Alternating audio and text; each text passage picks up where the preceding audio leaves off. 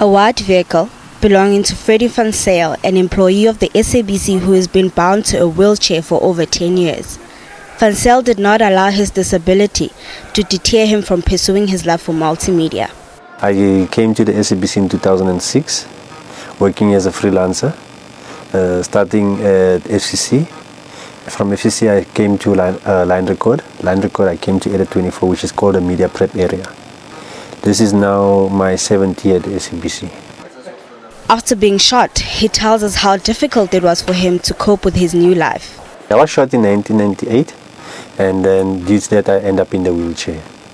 And then I briefly tried, when I got in 1998, I was in a wheelchair and I struggled to cope me being in a wheelchair because it was a real shock to me. One aspect that government has been trying to improve is access to transportation. Freddie does not use public transport. He does, however, mention that accessing the Ria via bus service in his area has proven to be difficult and more could be done to improve it.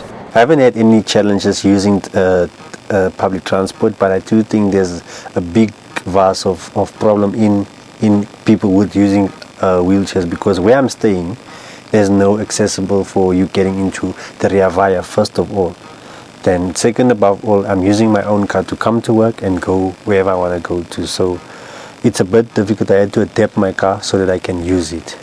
Van Zyl further adds that although many public buildings have been made more accessible to wheelchairs, more still needs to be done. Most of the buildings I go around now has been made accessible for people with wheelchairs. Before, I had a lot of issues going to places because there was no access for wheelchairs, because there was no ramps, first of all, and it was very difficult for me to get up on the stairs. I had to always ask people to help me.